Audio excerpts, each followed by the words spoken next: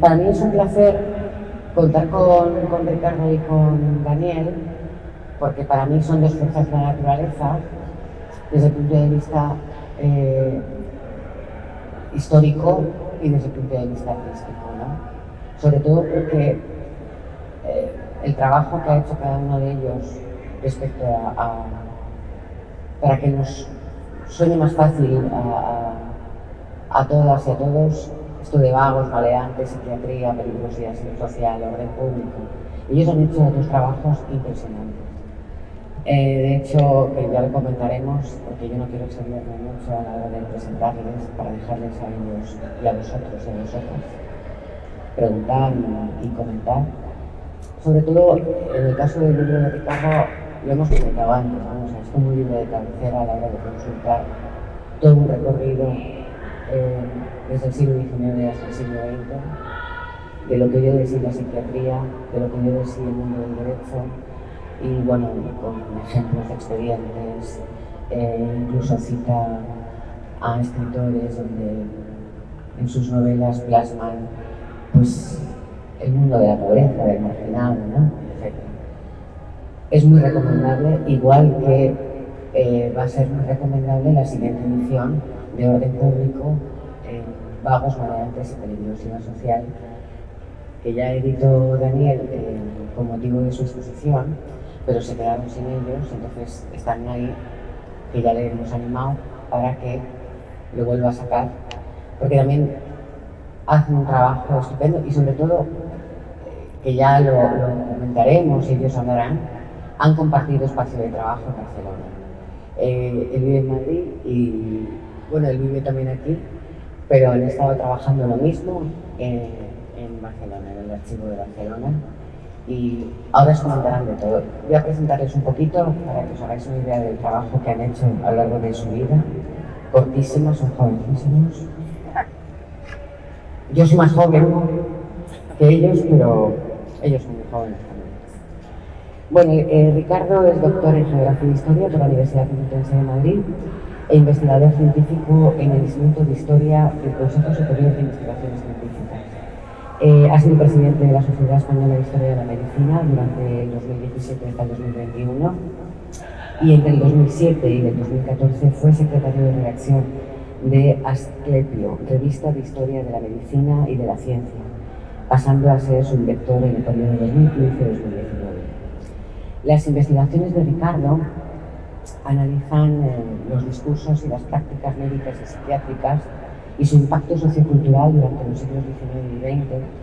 Se ha interesado en la definición médico-social de la enfermedad, la percepción de las epidemias, la vacunación antivariólica, los usos médicos y socioculturales de la teoría de la degeneración, la eugenesia, la conceptualización de la enfermedad mental y su regulación política y social, en especial los modelos asistenciales, la higiene mental y las relaciones entre crimen, peligrosidad, psiquiatría y derecho. Sus trabajos comparten un enfoque sociocultural y defienden que las propuestas teóricas y prácticas de la medicina y la psiquiatría forman parte del proceso de construcción del Estado moderno, obedeciendo a cuestiones científico-técnicas, profesionales y político-ideológicas. También introduce la percepción y experiencias de las clases sociales, grupos o individuos a quienes se dirigían los discursos y prácticas científicas, analizando las resistencias, apropiaciones y resignificaciones de los discursos científicos y su importancia en la construcción de los conceptos de salud, de enfermedad y del sujeto moderno. Daniel Gasol es trabajador cultural, doctor por la Universidad de Barcelona, y su práctica artística gira en torno a la mediación, la pedagogía crítica y las dinámicas colectivas. Cuestiona discursos dominantes construidos por poderes fácticos o de identidad, trabajo, clase o consumo que convierten formas de ficción y o realidad.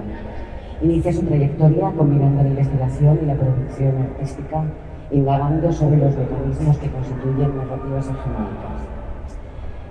Ha estado becado en muchísimos sitios y ahora desarrolla el diseño y el contenido de proyectos para intersecciones del Ayuntamiento del Prat de Llobregat y es responsable del contenido artístico de la Escuela de Artes Prat Además diseña y dirige un grupo de estudio en el contexto de la escaseza y forma parte del grupo de investigación Asimetrías de Identidad, desarrollado en el marco de Fabra y Coach. Todo esto desde el 2019 todo esto de golpe, ¿no? Bueno, también es autor de Arte Inútil y, como os decía, pues ya estamos aquí esperando la segunda edición de Orden Público, Peligrosidad, Vagos Maleantes, Peligrosidad y Orden Público. Y Peligrosidad Social, basta. Voy a comenzar ya a hablar con ellos. Bueno, yo aquí mando mucho, entonces tenéis que hacer luego preguntas. Estad atentos y atentas desde el minuto uno. ¿De acuerdo? Es una broma. Pero sí que yo creo que es muy enriquecedor, ¿no? Ya que además están ellos aquí y ellos también pueden aprender de vosotras y vosotros, porque seguramente que os suena este tema, o lo habéis vivido, o lo habéis padecido, o lo seguís padeciendo. Bueno, en primer lugar, voy a hacer una pregunta que es la misma de los dos, que es ¿qué os lleva a hacer un trabajo en forma de libro, como es el caso de Ricardo, y sobre todo en el caso de la exposición de Vagos Maleantes y Peligrosidad Social? Porque aparte de la investigación, supongo que tal vez cuando se termine la creación respectiva quieren poner de manifiesto a todos y a todas las protagonistas y protagonistas que aparecen en expedientes, en historias, etc. ¿Quién quiere empezar? Ricardo, venga. Bueno, buenas tardes. Pues empezamos con la pregunta del millón. ¿Qué mueve a escribir un libro como este, siendo historiador? Pues varias cosas. El placer del conocimiento, evidentemente, el primero placer de meterte en un archivo, en las bibliotecas, buscar documentación, eso da persuasión, si no hay placer, no hay obra. Pero van cosas más profundas también, ¿no? Yo como historiador, y como la formación que tuve en la década de los 80 en la Universidad Complutense, recibí una formación muy clásica, ¿no? Historia política, básicamente, historia social, algo de historia económica y poco más. Cosas que resulta que luego descubrí que estaban ahí, que a los historiadores y historiadoras nos podían interesar muchísimo, jamás en mi vida en la carrera clásica. Y esto empezó pues, cuando un día decidí hacer una tesis doctoral, conseguí una beca predoctoral a finales, pero finalísimos de los 80, en el año 89, y descubrí un mundo, porque fui a caer en un departamento de historia de la ciencia, cosa que ni sospechaba que existía cuando entré a la carrera, y me encontré con un grupo de personas que me dieron una serie de lecturas que me abrieron un boquete en la cabeza. Descubrí, para empezar, que la ciencia, y en este caso la medicina y la psiquiatría, estaban cargadas de ideología, no eran neutrales. Entonces, bueno, hice la tesis y tal, y lo que me encontré es que había una cosa que, sobre todo ya a mediados de los 90, con las investigaciones que estaban llevando a cabo, que me salía claramente. Yo trabajaba pues, con unas bacaladas con la psiquiatría, historia de la psiquiatría 2, pero me salía una palabra constante: peligrosidad, peligrosidad, porque los locos son peligrosos, porque la peligrosidad y los locos y tal. Y esto escrito por los psiquiatras. El caso es que esto me llevó a tirar del libro, me interesó, me llamó la atención y conecté también con algunas lecturas. Y poquito a poco, hasta que ya en la segunda parte de la década de 2010, a partir de 2015, metí la directa y decidí hacer un barrido desde más o menos mediados del 19, incluso un poquito antes, hasta finales del siglo XX, encontrando como hilo conductor precisamente la cuestión de por qué, es la pregunta de Emilio Parco, es por qué una especialidad médica como la psiquiatría, que surge a finales del siglo XVIII y comienzos del XIX en un ambiente revolucionario, filantrópico, con nuevas ideas sobre la humanidad, ¿no? Estamos hablando de la Ilustración, con esas revoluciones liberales, burguesas, que hablan de igualdad, privacidad, libertad y demás. Bueno, pues ahí surge un grupo de médicos que dicen, nosotros somos especialistas de la mente y tenemos, no la panacea, pero tenemos la forma de curar a los enfermos mentales y además de tratarles bien y no como a bestias, encerrarlos como estaban encerrados, poco más o menos que animalizados. Pero es que justo, según están con ese discurso filantrópico y realmente progresista, sale la otra cara de la moneda en ese mismo discurso. Pero cuidado, porque los hay peligrosos. Y eso que es, cuidado que hay peligrosos, y demás, que parece como marginal, resulta que se convierte en el centro. E inmediatamente, a lo largo del siglo XIX, van a ir surgiendo teorías psiquiátricas que lo que vienen a decir claramente es que el enfermo mental es peligroso, pero es que además no se inspira, porque se tenía una concepción de la locura como muy explosiva, de alguien que grita, que tiene un comportamiento antisocial muy evidente, pero el gran constructo que empiezan a hacer estos nuevos profesionales también para abrirse un camino como profesionales y demostrar que son expertos es decir, ojo, es que hay locos que no lo parecen. Y solamente nosotros estamos capacitados para descubrir quién es ese loco que no lo parece que está aquí sentado. Y esto es lo que me llevó realmente, porque me conectaba con el presente también. Me conectaba con la reforma del Código Penal de 2013, que bueno, fue en 2015, pero con los anteproyectos de Ruiz Gallardón, en que se reintroducía al enfermo mental como peligroso en el Código Penal y se le podía encerrar de por vida simplemente por el hecho de considerar que potencialmente podía ser peligroso. Y dije, claro, es que con diferencias, porque el 19 y el 20 no son lo mismo, pero hay una línea que me interesó. Me interesó porque creo que tiene muchas lecturas y nos interpela en nuestro presente. Ese es el principal motivo. Y por supuesto el placer de leer y escudriñar, ¿no? Bueno, pues yo empiezo este proyecto por cuestiones como personales, ¿no?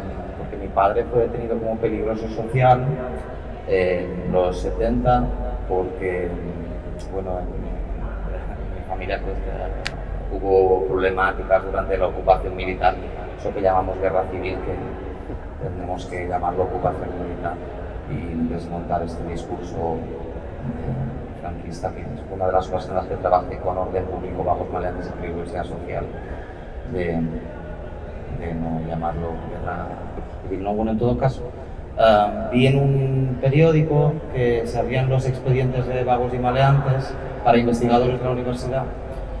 Y a mí como que me interesó mucho porque, bueno, siempre había resonado esta historia en casa, ¿no? Más allá de eso, mis trabajos anteriores desde el campo del arte y de la investigación siempre intentan entender por qué, bueno, que me atraviesen muy personalmente y entenderle el porqué de las cosas, ¿no? Como que es muy necesario, ¿no?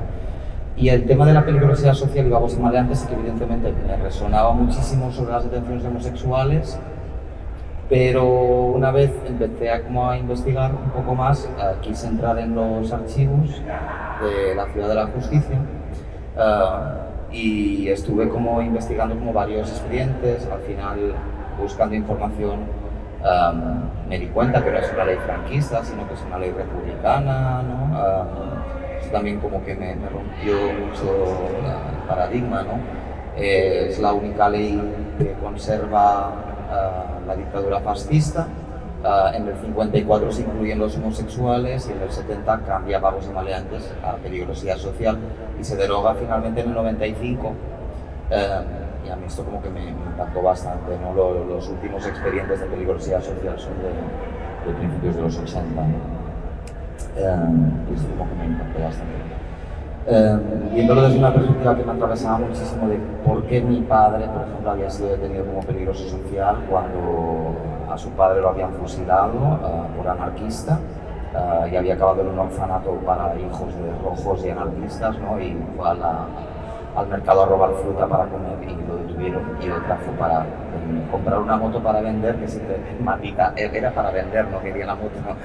Y lo detuvieron, ¿no? para hacer trabajos forzosos. Y desde una perspectiva familiar necesitaba entender eso. Y consultando varios expedientes vi que había una relación muy clara entre las relaciones facultativas o los informes médicos y me interesaba mucho el relato legislativo y el relato psiquiátrico médico de cómo se estipulaba que significaba que era un peligroso social, porque a los homosexuales se les dice que son enfermos mentales. Eso es muy interesante, ¿no? Ese pozo religioso que tiene la ciencia, ¿no? Cómo la política o el régimen instrumentaliza también la ciencia como aparato de conocimiento y legítimo, y sobre todo como es una ley, vagos y maleantes en peligrosidad social, ¿no? Tanto la republicana como la estipulada durante el régimen franquista, de utilizar el trabajo como una forma de liberación personal. Cómo se construye también esta idea de qué significa ser un buen proletario, qué significa ser un mal proletario. El proletario que se queja y va a las manifestaciones es un mal proletario. Me interesó mucho también el sinónimo entre honradez y sumisión. Eso me pareció como muy fascinante, y sobre todo cómo se relata o narrativiza, ¿no? La delincuencia, se criminaliza, y sobre todo desde una perspectiva judicial, ¿no? Más allá de las penas que podía haber para vagos, maleantes y peligrosidad social, ¿no? Que era 2 años de destierro a 100 kilómetros de Barcelona, pagos de las costas de los expedientes, ¿no? Y siempre con el tema del trabajo como forma de liberación personal, que me resonaba mucho a la contemporaneidad con el trabaja duro y llegarás lejos, construyete a ti mismo, ¿no? O sea, ahí, a nivel de relato es exactamente igual, ¿no? Incluso la variación de los artículos de las leyes, tanto de vagos como de peligrosidad social, se han disipado y continúan igual, ¿no? Por tanto, me interesó mucho. Después, como haciendo el proyecto, descubrí muchas cosas y me enteré de muchas cosas, ¿no? Leyendo mucho, entre otras, por ejemplo, que había un familiar mío que existía, que yo no sabía que existía, que es de los pocos expedientes de mujeres que hay, ¿no? Que es una familiar mía que a alguien de mi familia, por parte de la parte catalana de mi familia, la echan de casa, viene a Barcelona a dedicarse a la prostitución, la detienen como peligrosa social y tiene una hija que también ejerce la prostitución, ¿no? Entonces estoy como intentando buscar a esa persona también porque me interesa mucho. Pero más allá de eso, Vagos y el proyecto de Vagos, al final lo que intentaba demostrar o poner sobre la mesa la hipótesis de que cuál es nuestra herencia social, cultural y legislativa en torno a esta ley que nos suena muy antigua, ¿no? Pero que está y sigue muy presente. De hecho, dentro de la exposición hay un vídeo de 1 hora y algo en el que yo lo que hago es identificar y buscar a personas que cumplirían con el perfil o la rúbrica de vago y maleante, ¿no? Por ejemplo, un extranjero que quebrante la ley y por tanto expulsión del territorio. Pues busqué un chico sin papeles, todos fueron retribuidos económicamente, busqué un chico sin papeles, ¿no?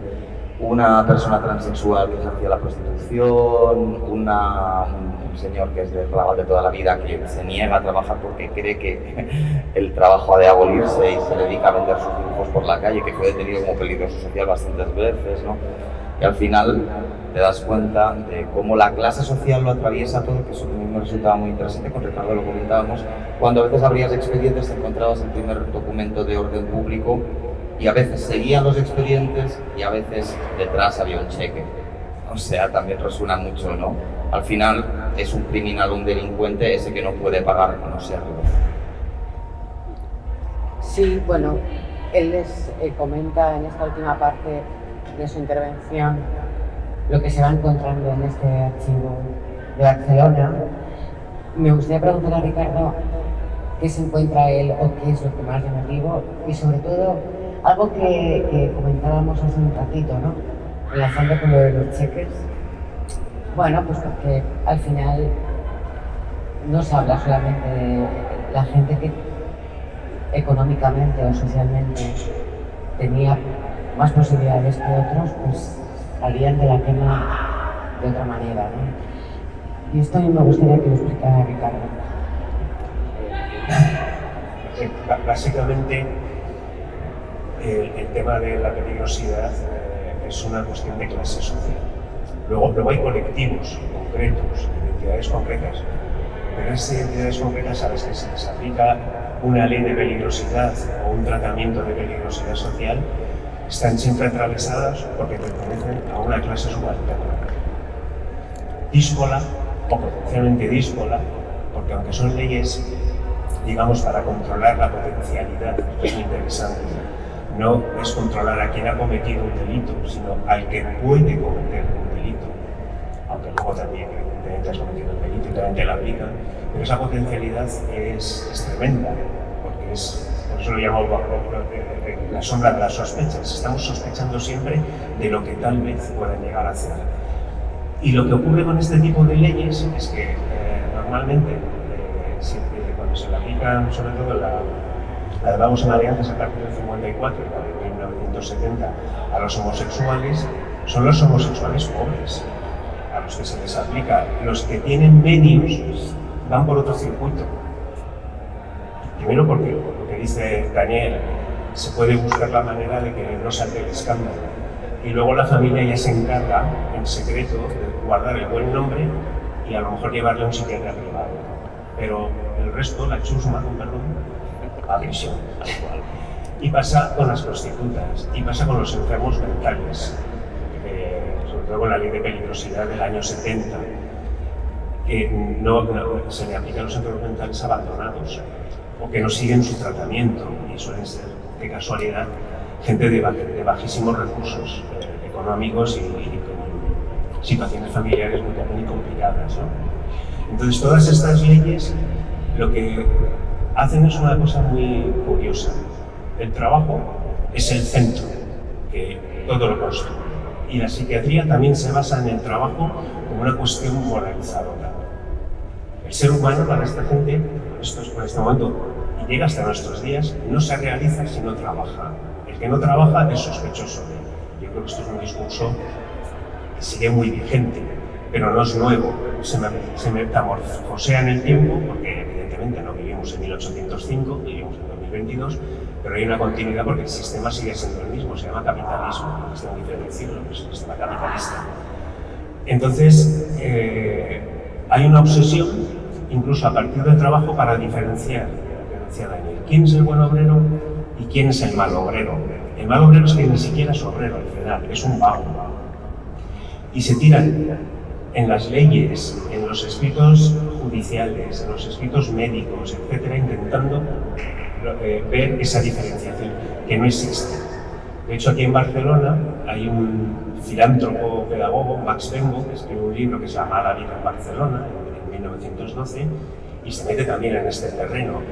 Y entonces, en un capítulo lo dedica a esta cuestión y dice, es que no hay diferencia, es que el proletario que trabaja en la fábrica, cuando las cosas le van mal dadas, hay paro o hay una bajada de sueldo, en los ratos que no está en la fábrica, se dedica a trapichear y entra en el mundo del lumpen.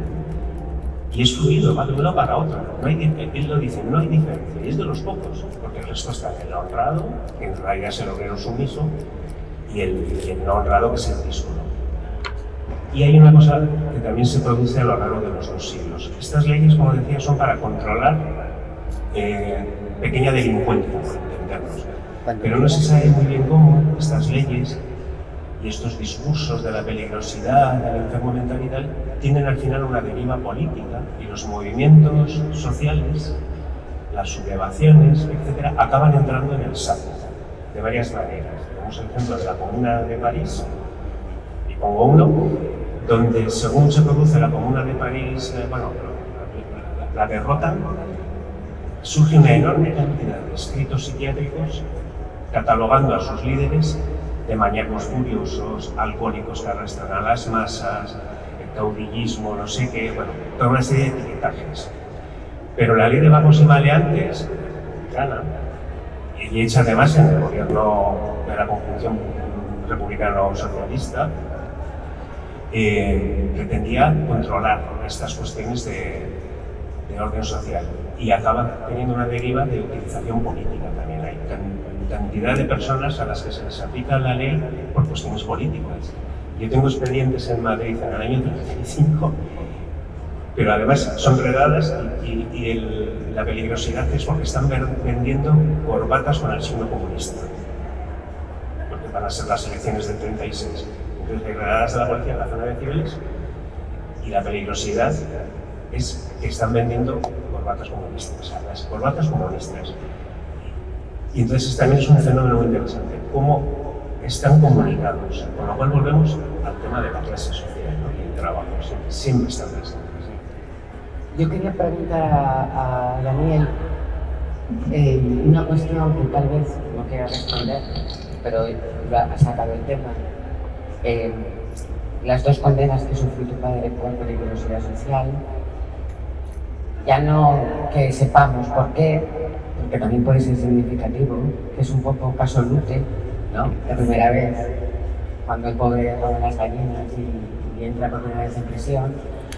Pero sobre todo, ahí también es abierto para los dos, y sobre todo recordar siempre, y aquí lo digo con el micro abierto, que podéis interrumpir. O sea, porque esto es una conversación, que al final parece una entrevista en la forma semanal. Es decir, que cuando queráis apostillar, pues a mí me pasó esto y tal, sin problema. Pero lo que quiere decir, cómo una persona que ha sufrido 2 condenas por esta ley convive, lo lleva, creéis que es un expresidiario más, cómo vive, en este caso tu padre, o otros expedientes que hayáis podido ver durante el franquismo, este estigma. Porque claro, que luego hablaremos de cuando se elimina totalmente esta ley, que no es hace tan poco tiempo, o sea, hace tanto tiempo, hace relativamente poco tiempo. Es decir, estas personas yo creo que han sufrido cierto estigma, ¿no? Sí. Si quieres responderla. No, por supuesto. A mí lo que me pasa es que durante el proceso de investigación de Vagos y Maleantes, de que duró 5 años, me di cuenta de la mitificación y la romantización que tenemos de la Segunda República. Brutal, o sea, cuando respondía perfectamente a una estructura capitalista, y no nos olvidemos de que igual que con la transición, que también la tenemos muy romantizada y murieron más de 570 personas en manifestaciones por cargas policiales, ¿no? De la misma manera que estamos intentando revisar ese aparente paso de la dictadura fascista a una aparente democracia, digo aparente democracia con muchas comillas, ¿no? También deberíamos repensar esa romantización de la Segunda República en torno a la catalogación y la criminalización de las clases subalternas proletarias, ¿no? En este caso, por ejemplo, desde la cultura libertaria.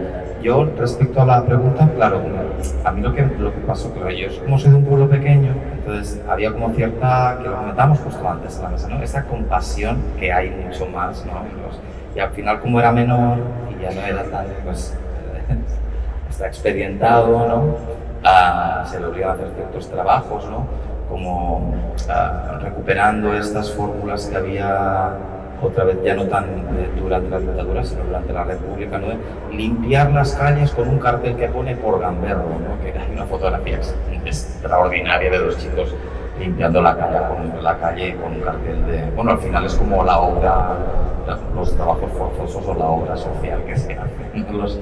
A mí me hace mucha gracia, me encantaba cuando iba me parecía muy revelador y sintomático, ¿no? Cuando iba a la Ciudad de la Justicia, le pregunté al tutor que te asignan, ¿quiénes son las personas que llevan el chaleco amarillo, que están haciendo trabajos sociales porque han sido detenidos?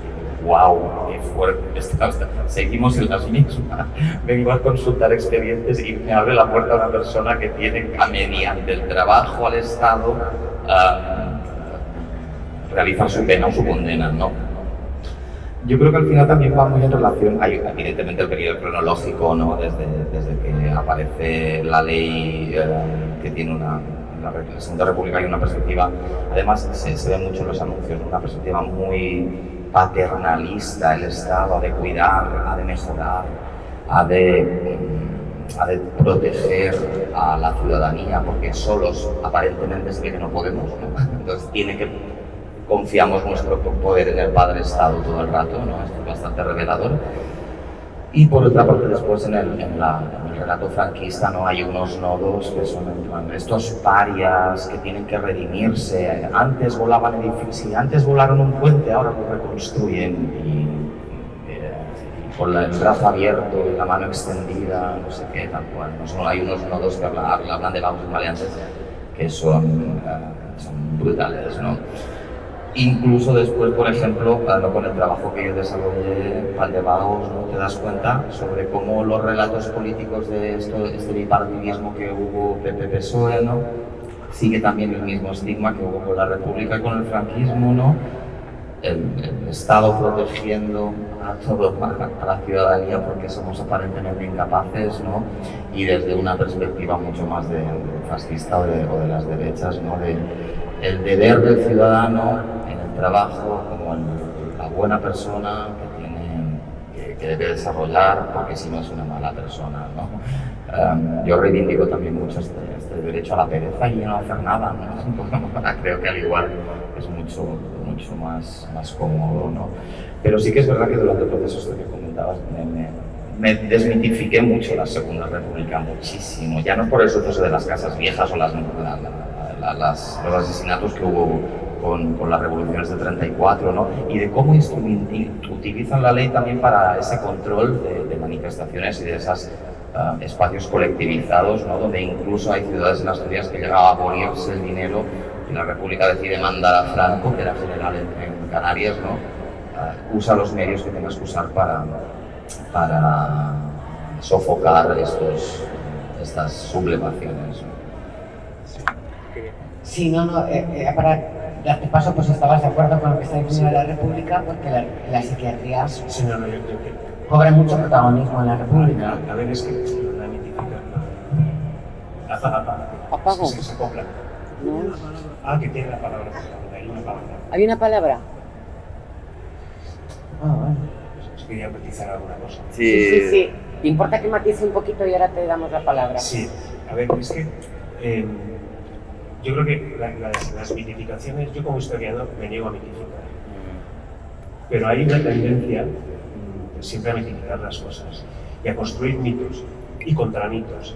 Ahora me voy a poner los ejemplos. Y ahora construimos mitos que digo, vale, pueden tener una función social, incluso de liberación, pero cuando te vas a las fuentes y tal, dices, lo estamos inventando un poquito. Entonces, ¿qué es lo que le pasa a la República? La República se mitifica porque hay una sublevación militar fascista que la aplasta en una guerra.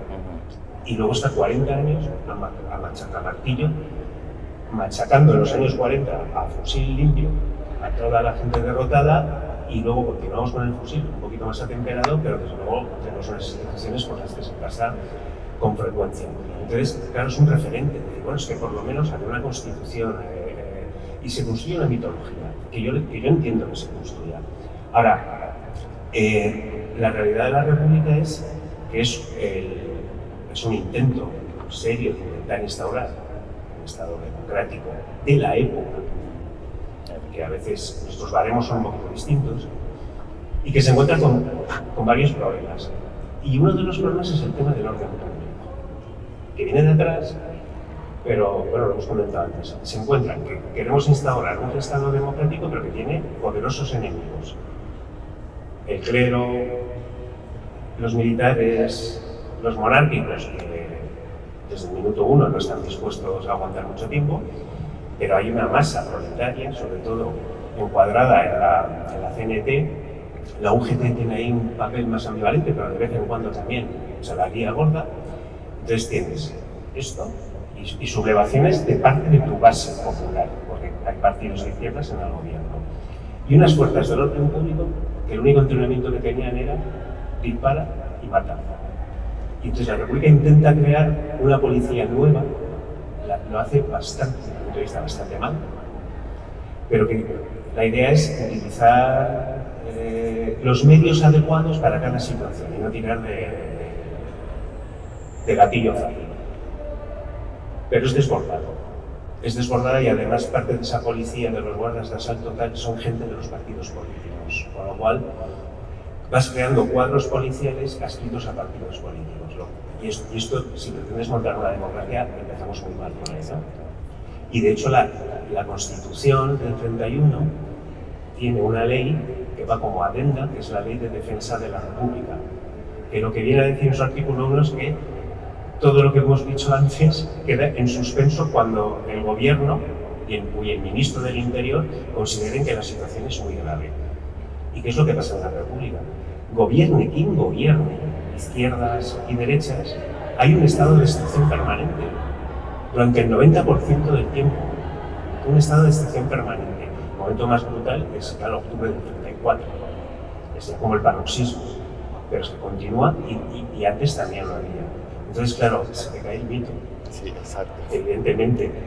Pero que se caiga el mito no quiere decir, No, por supuesto. por supuesto, que aquello estaba abocado al desastre, que es el gran discurso de la derecha desde el minuto uno. No, es que esto estaba abocado al desastre y a la guerra civil. No, no estaba abocado a nada. Lo que pasa es que las cosas pasaron como pasaron por una serie de cuestiones que analizamos, claro. Y luego, era una cosita de trabajo, pero vamos la palabra. Vale. Hola, buenas tardes. Bueno, yo soy Rubén Antón, soy artista y tengo un proyecto de memoria histórica sobre el travestismo, el transformismo y demás en la ciudad de Barcelona, ¿vale? Para ubicaros un poco mis dudas. ¿Pensáis, estaba para los dos, pensáis que se está repitiendo otra vez la misma historia en el presente? Que aunque hayan cambiado según qué formatos de vivir y demás, como que otra vez estamos cometiendo errores parecidos que pueden girar en un momento dado y que se nos puede volver en contra. O sea, que si las leyes son buenas en principio para la sociedad y de repente se utilizan para joderte, ¿hasta qué punto no puede volver a ocurrir? Yo creo que ya está ocurriendo, de hecho. O sea, tal cual, yo creo que ya está ocurriendo, ¿no? De hecho, hay en los expedientes de vagos maleantes y de peligrosidad social, todas estas relaciones facultativas, ¿no? Que aparte es muy interesante porque pone como capacidad, coeficiente intelectual, capacidad dentaria, ¿no? Es como esta cosa de la herencia, si lo digo bien, frenopática, ¿no? Y degeneracionismo, ¿no? Ya sucede, ¿no? Yo, haciendo el proyecto, me acordé de varias, de que yo soy del 83, y de que hubo una corriente de que te hacían hacer un test para saber a qué te vas a dedicar laboralmente. Y esto me quedó como muy marcado porque a mí me salió torero, ¿sabes? O sea, y era en plan, hola, ¿qué tal? ¿Sabes? Más o menos. Pero yo creo que al final sigue de muchas maneras y sigue oculto y al final la capacidad del poder tiene la capacidad de ser camaleónico todo el rato.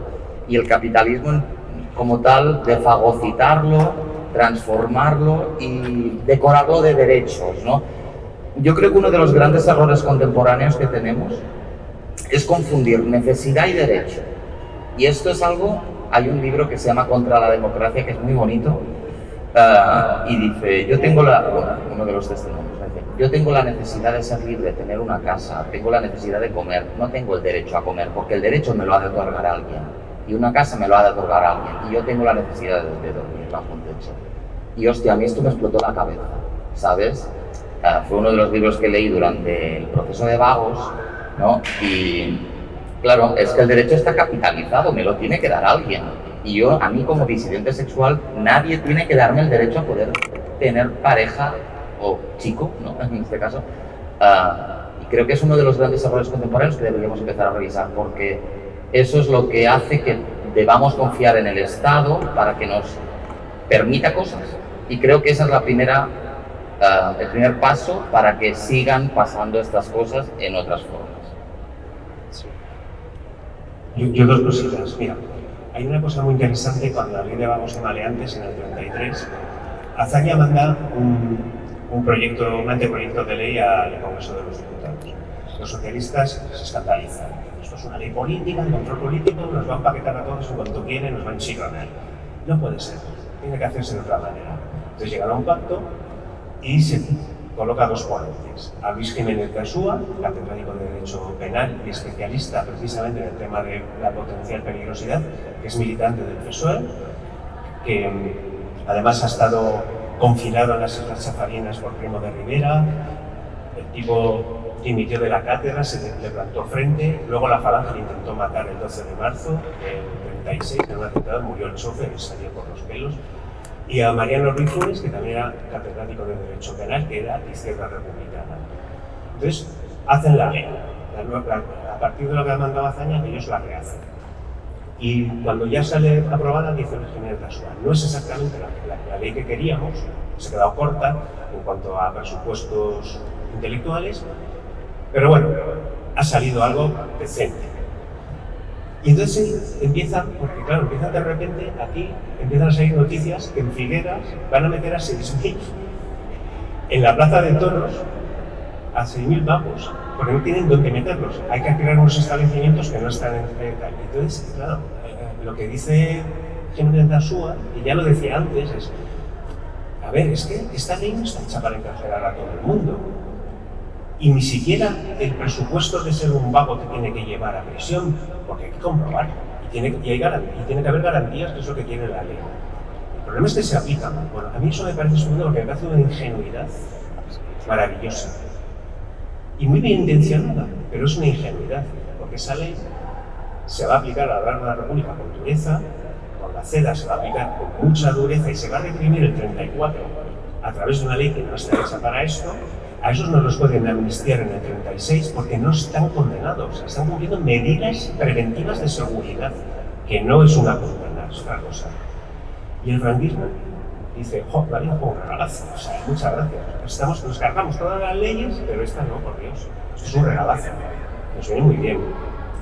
Entonces, esta continuidad obedece a distintas lecturas, evidentemente, no es lo mismo Jiménez Dasúa que un general franquista leyendo la ley, para nada.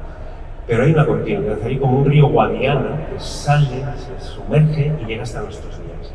Entonces, ¿ahora qué es lo que está pasando? ¿No? Cuando escuchan las barbaridades, que parece que daban como para las tardes locas de Cañas en algún lugar, y empezaban a decir barbaridades porque daban en el bar, ahora son Vox Populi, nunca mejor dicho, y están por todos lados, y se han naturalizado. Y cada vez tenemos a más conciudadanos y conciudadanas que hablan ya en este tono tan brutal.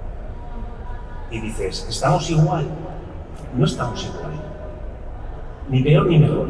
Pero estamos en unas circunstancias muy críticas que nos pueden llevar a una deriva muy peligrosa. Y voy a hacer un inciso. Por ejemplo, con el tema de la homosexualidad, hay una cosa que a mí me llama mucho la atención, ¿no? Este discurso homófobo de la extrema derecha, que no solo de la extrema derecha, y obviamente lo estamos viendo, es más general de lo que parece, pero es verdad que la extrema derecha lo tiene muy puesto. Sin embargo, si nos fijamos, hay varios líderes de la extrema derecha europea que son homosexuales, que han hecho la cuadratura del círculo en el sentido de decir, son los musulmanes los que van. O el discurso de Marine Le Pen, las mujeres, el antiguo Frente Nacional, nosotros somos feministas, defendemos a las mujeres frente a estos que las someten. Y eso es nuevo. Este tipo de realidad es nueva porque los años no han pasado, ¿vale? La lluvia ha ido dejando y entonces nos sorprende mucho no ver en la extrema derecha al facha del bigotón y pistolón y tal, y engominado. Incluso algunos van con melena y te puedes confundir. Y ahí hay una metamorfosis muy potente y que no hay que menospreciar, hay que estar muy atentos porque ahí se está produciendo algo que como no nos enteremos nos convertimos. A mí, una cosita, a mí una de las cosas que no sé si te sorprendió a ti, que no ponía homosexuales, ponía homosexuales en la ley todo el rato. Eso no lo sé. A mí lo que sí me sorprendió, mira, ya que estamos, con lo que dicen las leyes es, la ley de vagos maleantes del 33 a los homosexuales no los incluye. Van por otra vía, van por el escándalo público, el código penal y demás. En el 54 de repente el franquismo lo introduce, y eso es todo un tema, ¿no? Pensar por qué lo introducen en el 54, no desde la primera hora. Y es homosexuales. Que por cierto, el mismo día que sale esa reforma, hay otro artículo del que no se habla y dice, y la ley será extendida a todo aquel que perturbe la paz social. O sea, sí, a toda la población. Pero ese artículo nunca nos fijamos, es decir, vemos a los homosexuales y ya de paso nos animamos a todo el mundo. Sin embargo, la ley de peligrosidad, la de 1970, es muy interesante. No son los homosexuales, son los que cometen actos homosexuales. Exacto. Que no es lo mismo. En el escrito. Y de hecho, la discusión que en las Cortes franquistas de la comisión que lleva a cabo de Derecho Penal, no me acuerdo cómo se llamaba, se tiran 6 meses discutiendo la ley previamente y luego tienen 2 meses muy intensos. Y hay un procurador que dice, tranquilamente, dice, a mí lo que 2 señores, las señoras no existen, ¿no? Lo que 2 señores hagan en su casa entre ellos no me incumbe, es lo que hagan en la calle. Entonces meten lo de los actos de homosexualidad, lo que pasa es que luego la policía nunca lo da como homosexuales y punto. Pero ese pequeño matiz no es ninguna tontería, ¿eh? Ahí hay una cosa de afinar. Yo creo que ese giro epistemológico entre el que es y el que está cometiendo los actos también respondía mucho a las... Bueno, y en muchos relatos policiales en los expedientes se ve, ¿no? Es homosexual de nacimiento congénito, pero está tratando de evitarlo. O sea, como se está reprimiendo, ¿no? Yo creo que Vagos, a diferencia de Peligrosidad, responde a este paternalismo nuevamente de estar tratando porque ha de curarse. Sí, tenía otra pregunta. Es que me las apunto porque tengo la cabeza. Claro, en relación a lo que acabas de decir, además, yo tengo una amiga cercana que acaba de publicar un libro sobre la infancia de una transexual y la dictadura, se llama Tania Navarro, es vecina del Prat. Y precisamente hablábamos de ese tema porque en la última época de Vagos y Maleantes, ella como mujer trans fue detenida después de no sé cuántísimas veces que ya se lo habían hecho, cuando estaba trabajando con el simple hecho de ser travesti. Pero estaba contratada en un cabaret con trabajo. Yo cuando me enteré de esto me quedé flipando bastante porque dices, hostias, que ya se está aplicando la ley de Vagos y Maleantes de forma totalmente indiscriminada incluso a personas que tienen un puesto de trabajo, que se dedican al espectáculo y al cabaret, y voy y te detengo en tu cabaret por travesti. Entonces, mi pregunta es, ¿qué pensáis? O sea, cuando cambia la ley de Vagos y Maleantes y se empieza a aplicar peligrosidad social, ¿qué pensáis que pretenden conseguir con ese cambio? ¿Qué matices quieren perfilar para jodernos más con ese cambio? Porque como Vagos y Maleantes lleva una evolución que cada vez era más específica con las disidencias y cada vez más de forma más indiscriminada, con lo que has dicho tú, de por el simple hecho de parecerlo te puedo joder. ¿Por qué pensáis que peligrosidad social se creó y qué pensáis que ha podido quedar de todo eso en la gente? Pues mira, la ley de peligrosidad social nace de la constatación por parte del régimen de que la vieja ley republicana ya no es útil. Aunque luego es muy parecida en muchas cosas, pero hay cambios. Pero hay un motivo moral. O sea, el régimen se da cuenta de una cosa, y además es que se recogen multitud de escritos, entre ellos nuestro juez Sabater de peligrosidad social aquí de Barcelona, que era un crack, escribía y escribía libros homosexuales, gamberros, no sé qué. Explicar un poco que el juez Sabater, al final, aunque sea explicar un poquito quién era el juez Sabater. Sí, no, bueno, es el juez que lleva el juzgado de peligrosidad social. De Vagos y Maleantes primero en Barcelona y a partir del 70 de peligrosidad social en Barcelona.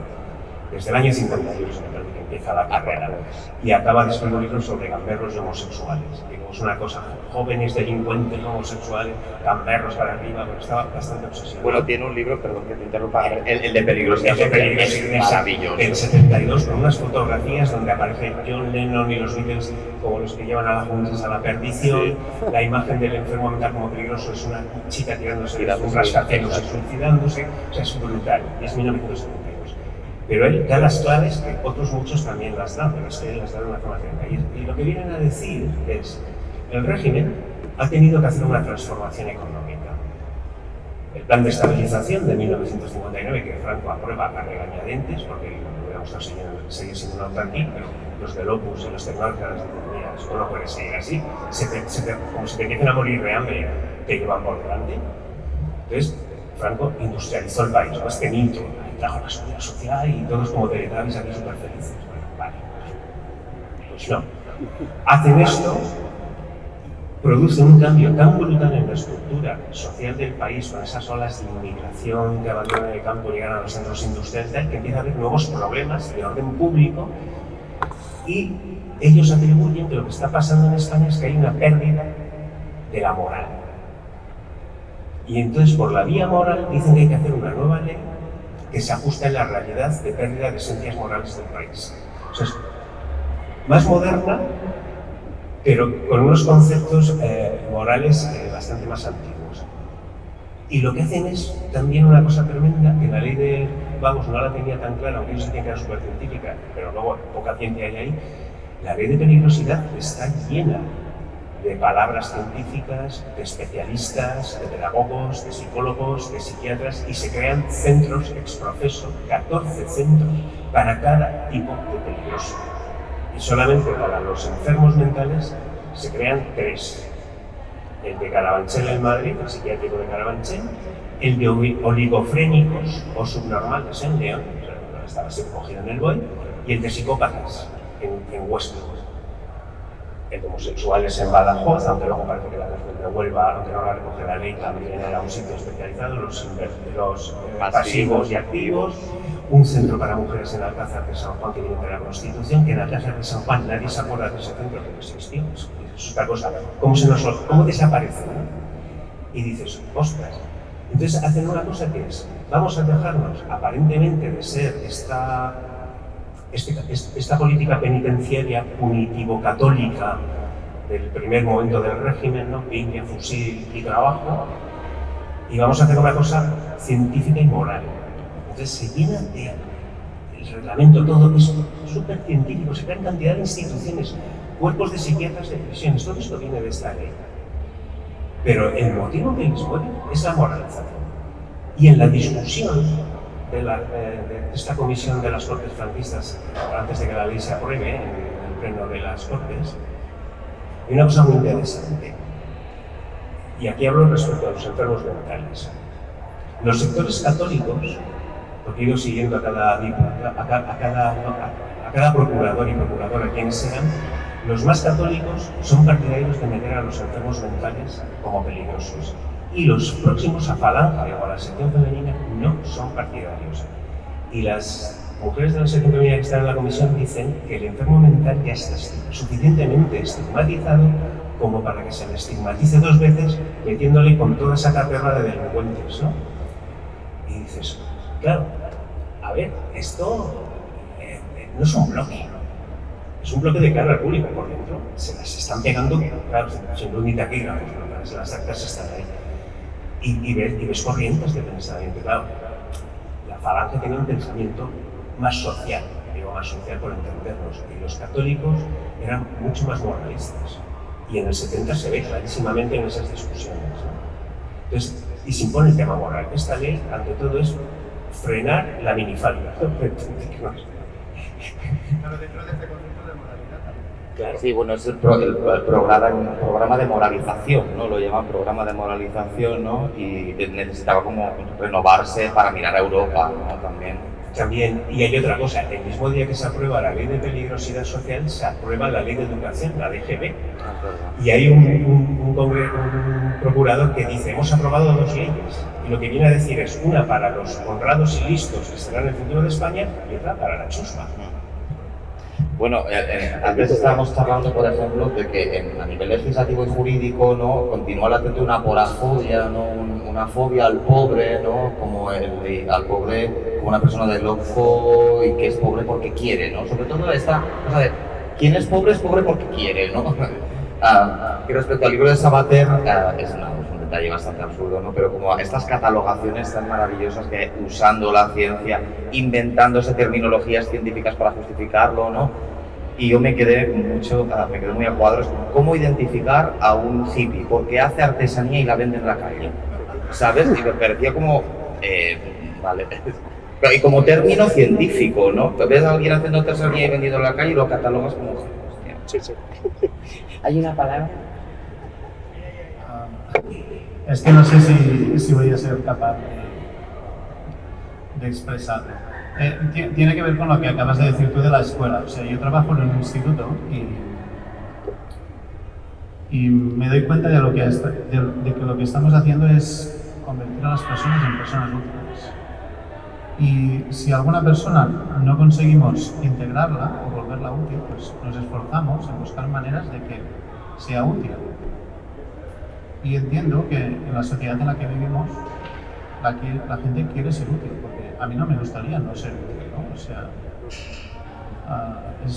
no sé cómo plantearlo. O sea, de alguna manera nadie quiere que haya vagos, yo creo, ¿no? O sea, es terrible que haya estas leyes, pero ¿aceptaríamos que hubiera miles de vagos por la calle? ¿O preferiríamos? Incluso con la cuestión de la clase social, o sea, la escuela enseña a todas las clases sociales a leer y escribir. Eso es una cosa que es útil, ¿no? ¿Estaríamos dispuestos a renunciar a esto para vivir en una sociedad diferente? ¿No? Es que no lo sé, es complicado, pero o sea, a mí lo que me inquieta como profesor de secundaria es, no sé cómo decirlo, tengo que obligar a los niños a ser útiles a la sociedad. O esto es terrorífico, esto que estoy diciendo. Claro. A ver, bueno, sí, lo que planteas es fundamental y además bajamos también a un terreno muy real, ¿no? Primero, evidentemente la escuela tiene como misión convertir a los niños y adolescentes en útiles. El tema de la utilidad es dónde se inserta, bajo qué parámetros estamos insertando. Yo soy padre y esto que estás tú diciendo en casa, de repente dices, ostras, yo soy aquí el agente del orden, ¿no? Que tienes que ir encauzando con los criterios que tú crees que son los buenos, ¿no? El tema es que, claro, ahí padecemos yo creo que un punto de esquizofrenia, permítaseme la expresión, entre sí, bueno, pero no por esto, por otros motivos. Y es que tú vives, bueno, o hay gente que vivimos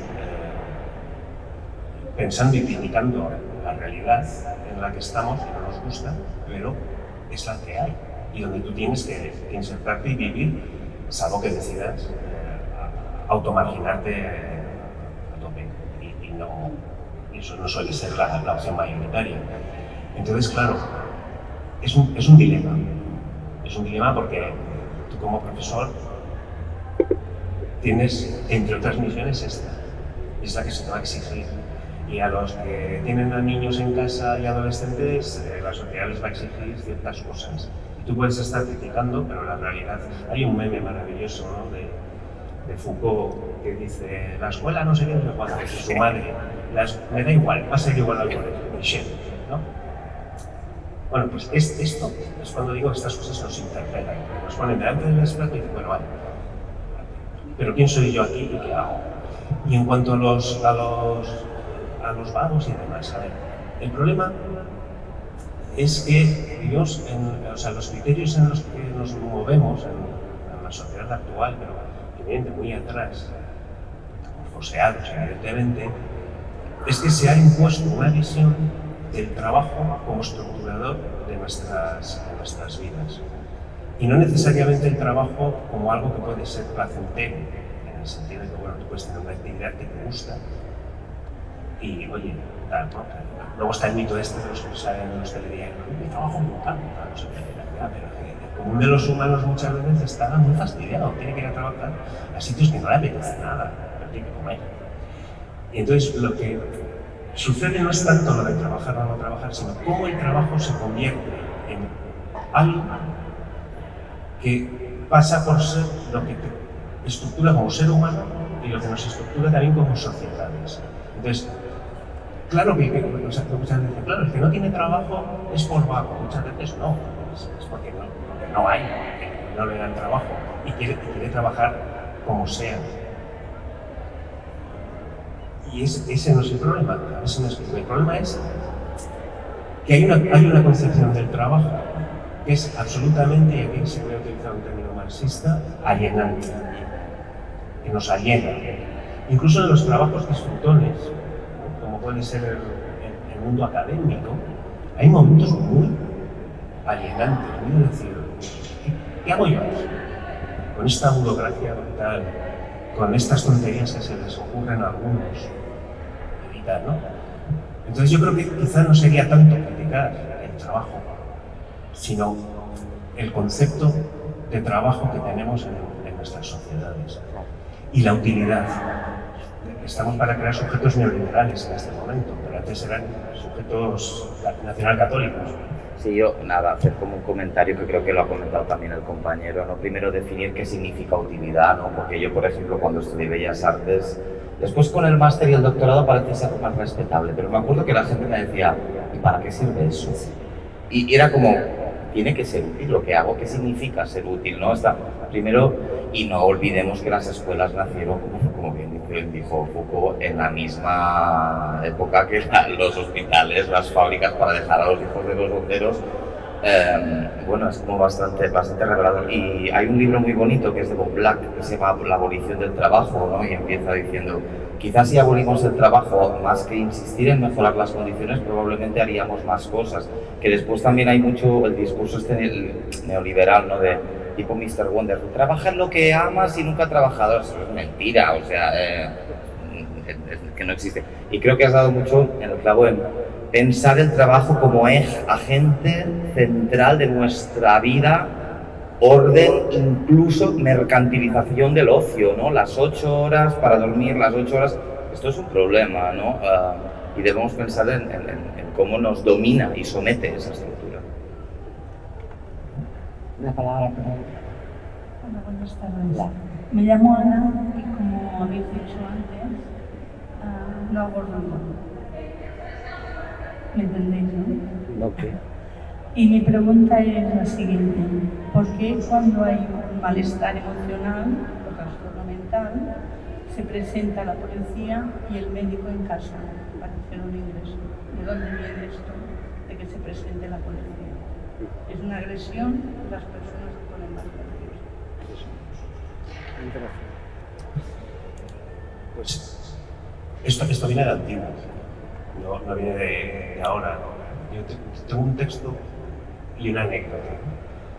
Tengo un texto del año 1940 en Francia, donde hay un psiquiatra que cuenta cómo él va con la policía y con los asistentes sociales a las casas donde hay algún sujeto que tiene un brote y que está violento, ¿no?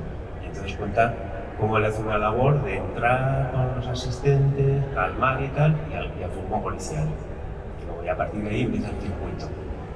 Y luego lo que os contaba, ¿no? Una amiga mía, médico de familia, en una población del sur de Madrid, que bueno, está de guardia en su ambulatorio y llegar la policía diciendo que hay un caso de una persona joven que se ha encerrado en casa con un cuchillo y tiene a una hermana secuestrada en el baño y que la cosa está tensa. Y ir con ella allí a la casa, llamar a la policía a la puerta, abrir la madre desesperada, entrar mi amiga médica y decirle a los dos policías nacionales, entrar conmigo y decir, no, esto es un chico. Y dice, bueno, y yo allí, hablando, hasta que, bueno, conseguí, no lo podían haber conseguido, que el muchacho se calmase y saliese, y ya la policía se lo llevó. El tema es un poco la cuestión de percibir que cualquier desajuste que tengamos constituye un peligro. Esos son los casos mínimos. Lo que pasa es que, es verdad, son mínimos y son los fuegos artificiales, ¿no? De las fallas. Pero la inmensa mayoría de las personas que sufren en un momento una quiebra, un trastorno, llamémoslo como queramos, aunque estén agitados, no necesariamente van a ser peligrosos en el sentido de que van a cometer alguna cosa tremenda. Pero ese es el punto en el que funciona lo que yo intento explicar históricamente en este libro. Que desde el minuto 1, cuando surge una especialidad como la psiquiatría, está el derecho penal por allí, está la policía, todo acaba uniéndose en la sospecha de que el paciente mental es peligroso por esencia, sin más. Tiene un trastorno y es peligroso porque tiene un trastorno. Con lo cual, en un nivel psiquiátrico no estás hablando de enfermedad mental, estás hablando de un concepto como la peligrosidad, que no tiene nada que ver con la clínica psiquiátrica. Peligrosidad social sí es un concepto administrativo, policial y vamos a decir judicial, pero hay unos vasos allí comunicantes que están en constante comunicación y el fluido va de uno para otro. Entonces viene de muy atrás. El tema es que, claro, en este momento hace falta una orden judicial para internar a alguien. Pero claro, un juez normalmente recibe informes previos de especialistas, recibirá un informe policial evidentemente, pero también recibe el informe de un técnico, en este caso un psicólogo, un psiquiatra, si ha tenido acceso a esa persona en ese momento, y toma las decisiones. A partir de ahí, normalmente no va a ver qué está pasando. Algunos por desinterés y otros porque están desbordados también de trabajo, pero es una cuestión muy peliaguda y que además entra en la fricción de los derechos individuales y constitucionales, totalmente. O sea, es una fricción y un problema. No sé si más o menos. Otra palabra. Al final os habéis animado. Buenas tardes. Intentaré hilar todo lo que me habéis producido mucho, ¿no? Y empezando por el final. Yo estoy jubilada, pero he trabajado. Entonces te diré que en una época, ahora no lo sé, pero en una época no iban los médicos. No iban los médicos cuando había un problema, mandaban al asistente social y que se arreglara. Los médicos no se movían de su despacho. No sé si ha cambiado ahora, lo dudo muchísimo. La otra cosa es que no hacía falta tampoco pasar por la ley de peligrosidad social, sino que los niños que nacían en la maternidad, hay muchos que los ingresaban directos al manicomio. Entonces pasaban la vida dentro de una institución. Y lo más divertido fue cuando empezaron con la reforma psiquiátrica, que querían sacarlo de los hospitales, ¿no?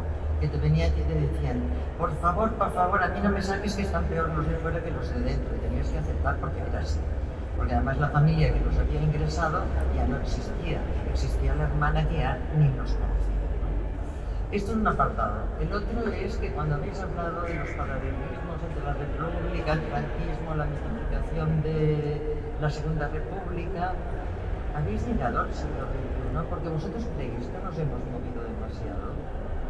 Yo siento que a mí me siguen tratando paternalistamente, me dicen si me tengo que vacunar, no me tengo que vacunar, me crean toda una cantidad de concesiones importantes, ¿no? ¿Y dónde está la democracia? La ley yo no sé si ha cambiado, pero los argumentos siguen siendo los mismos, ¿no? Ahora tenemos un gobierno progresista y de izquierdas, pero que sigue diciendo, bueno, de todas estas cosas que vamos a aprobar, solo aprobaremos dos, y la que influye en más gente, como pueden ser, por ejemplo, las compresas, el 4% del IVA de las compresas, este no lo aprueban. Pero están tan contentos de ser progresistas, entonces no estamos en lo mismo aún. No seguimos pegados al mismo discurso y al mismo hilo y a la misma historia. Es evidente que discrepar de esto quiere decir, por ejemplo, ir con la hoja de reclamaciones continuamente en la boca, que tampoco sirve para nada porque no te la contestan, porque hay una ley administrativa que es la negación. O sea, ya está recibido y allí te aparcas.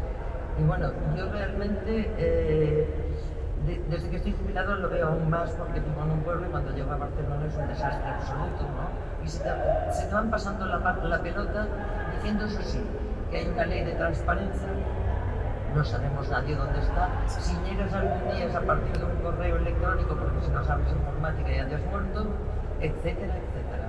Entonces, si habéis llegado al siglo XXI, por favor, ¿dónde estamos? ¿Dónde estamos? Yo, bueno, me he hecho fan tuyo ahora mismo, pero hay un libro muy bonito que es de Beatriz Hibou que se llama La burocratización en la era neoliberal, ¿no? Y mientras hacía el trabajo de vagos, claro, yo veía un papel, ¿no? O sea, un papel con dictamen médico o un expediente con una ficha policial y pensaba, es que al final es un papel, ¿sabes? O sea, no tiene nada más que como un billete que nosotros le atribuimos simbólicamente un valor, pero es un papel y es metal, ¿no? Vete a una tribu, no sé, al igual estoy siendo como muy en plan tópico, ¿no? Pero vete al Amazonas a darle 20 euros, es que no le servirá de nada. Entonces, el poder que le atribuimos a las cosas es muy importante, ¿no? Y la burocratización es un sistema de dominación donde a partir de la estructura del especialista o los especialistas que nos dicen qué somos o qué no somos o qué deberíamos hacer o no hacer, ¿no? Nos encasillan y nos dominan, ¿no? Yo tampoco tengo mucha respuesta a esto, creo que sí que seguimos igual, pero sí que últimamente le estoy dando muchas vueltas sobre como la cosa burocrática, ¿no? Como ejercicio dominador, ¿no? El otro día que estaba haciendo la declaración de Hacienda, porque me espero al último día, y pensaba, ¿por qué han archivado la causa de lo del rey emérito, no sé qué, no sé cuántos? Y yo tengo que pagar esta mierda, ¿sabes? O sea, es que no lo entiendo, es como, ¿y por qué no dejamos de pagar toda esa Hacienda? Es que dejaría de haber hospitales, no sé qué, es que tampoco estoy tan seguro de eso, o sea, no lo sé, pero bueno, en todo caso, sí, creo que debemos pensar más dónde estamos y sobre todo a qué le atribuimos el poder las cosas, ¿no? Sí. A ver, quería... Sí, pero responde si quieres. Ah, sí, que quería... Sí. Perdona. Es que no te permiten que tengas tu criterio sobre las cosas. Las cosas están tan canalizadas que tú puedes ya atribuirles lo que quieras. Lo que quieras. Que da igual. A ti te dicen, tienes que hacer un correo y no te le sacas del correo, porque además estamos con una gente que da igual que haya una máquina que te conteste o no. Los que te contestan, que hay pocos porque han cortado con todos los canales de comunicación directa, pues resulta que son como robots, ¿no? Por otro lado, lo que decíais del trabajo y de cómo se ha utilizado el trabajo y tal, nos damos cuenta de que estamos en una sociedad que lo del trabajo es que no hay trabajo, no hay trabajo. Por tanto, lo de la sociedad del ocio y el placer, etcétera, etcétera, sería una cosa de reivindicar a expuertas, porque nos están crucificando a todos con una historia que ellos mismos no pueden ni sostener. Vaya, ellos cobran, pero tampoco trabajan. Tenemos unos políticos, unos administradores que lo de trabajar vamos a dejarlo, ¿no? Hacen el paripé, hacen sus propagandas y tal, y tú te las crees o no. Bueno, hasta aquí llegué. Y la buena acción, la buena lección aprendida de que esto no es competencia mía, no me pertoca. Sí, mira, empezando por el final, ¿no?, de la sociedad del ocio. En los años 80 estuvo muy de moda un filósofo polaco, que era Adam Schaff, me parece recordar, y se publicaron varios libros suyos en Editorial Crítica, me parece que fue, en este formato que tenían unos libros de color blanco, y luego salía constantemente entrevistas con él en La Vanguardia, en El País, en el ABC. Estaba muy de moda. Él era polaco y estaba, además en un momento especialmente trepidante y duro, ¿no?, en Polonia. Entonces él defendía que realmente el trabajo, como lo entendíamos, iba a desaparecer, que estaba desapareciendo y que iba a haber cada vez una masa más grande de gente sin posibilidad de trabajar. Entonces él decía que había que empezar a pensar en crear una sociedad donde se repartiera el poco trabajo que hubiera, para que no trabajase y tal, que se pagase bien y que se organizase una sociedad en torno al ocio, pero claro, no era un ocio comercializado, era un ocio muy plumbeo, ¿no?, más cultural, más de que la gente se realizase, creando asociaciones, estando unos con otros y tal, era una cosa... Claro, esta idea de alguna manera ahora la defienden otros, pero lo que piensan es en el ocio comercializado. Por favor, no trabajéis, pero consumid, no os abandonéis, por Dios. Y yo creo que ahí está el problema. Y es una de las cuestiones, por ejemplo, con la renta básica. La renta básica, en origen, tiene una cuestión básica que es garantizar a cada uno de nosotros la posibilidad de vivir con dignidad. Luego puedes trabajar, habrá periodos en los que no, pero tú puedes vivir con... Pero ya hay una cuestión muy interesante, esto que surge de grupos más de izquierdas. Ya hay gente de derechas que dicen lo de la renta básica está muy bien. Están pensando, si tú tienes 1.000 euros vas a consumir. Exacto. Y luego encontrarás trabajo. Entonces, una buena idea, que esto es una cosa que hay que pensar mucho, porque las grandes buenas ideas que surgen en círculos que tienen una intención, el propio sistema capitalista tiene una capacidad de fagocitarlo, escupirlo y devolvértelo con otra forma tremendamente horrible, que es una caricatura del origen. Lo hacen con todo. Y luego la otra cuestión con el tema de la burocracia. Bueno, es que yo creo que un Estado empieza a fracasar, o los Estados empiezan a fracasar cuando tienen un exceso de burocracia, en el sentido de que la burocracia se convierte en un fin en sí mismo. Porque una cosa es la gestión, pero bueno, pues tú más o menos gestionas unos trámites burocráticos, pero son más o menos comprensibles y tal, pero en el momento que eso se convierte en un monstruo también, es que está haciendo aguas por todos lados. Entonces ahora nos encontramos con una cuestión bastante complicada, ¿no? Y es, a raíz de la pandemia, hay muchos servicios de atención al ciudadano que han desaparecido físicamente. Tienes que enfrentarte a varias maquinitas y a un teléfono que te cogerán o no.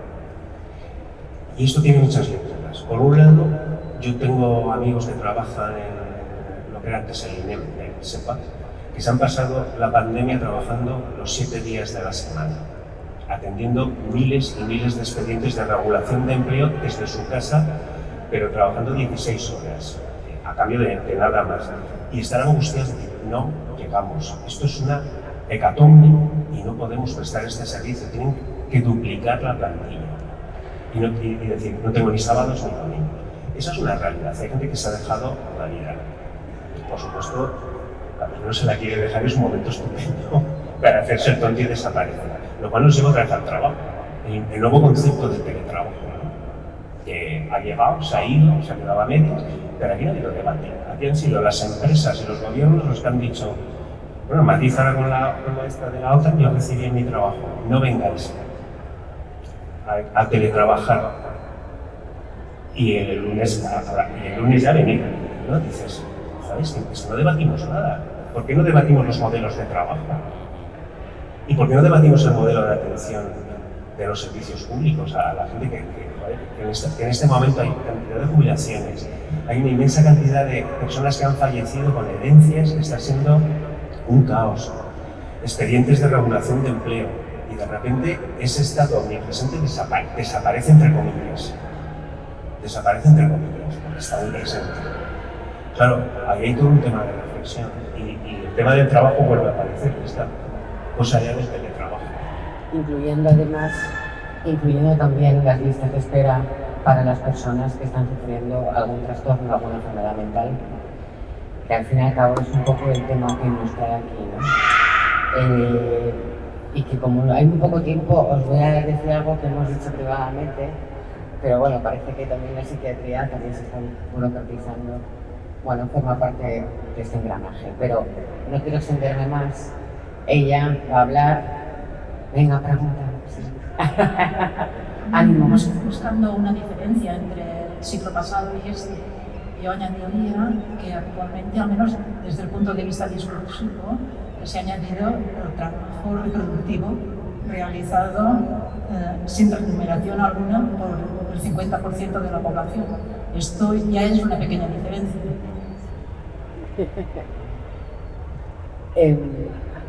Vamos a finalizar ya. A mí me hubiera gustado hablar de...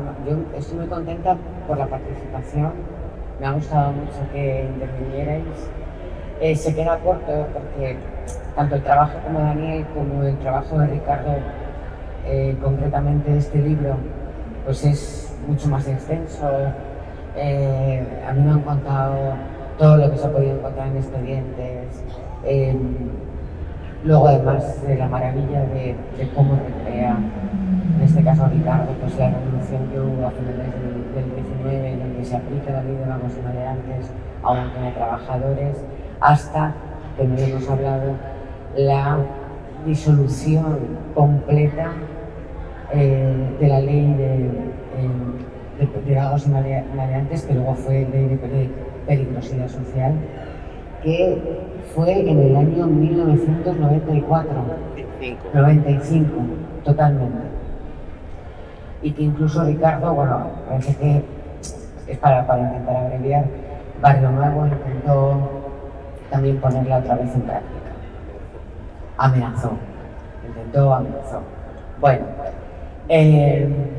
muchísimas gracias a Daniel, muchísimas gracias a Ricardo, muchísimas gracias a Damián, a Laie, a CDCB, a vosotras y vosotros.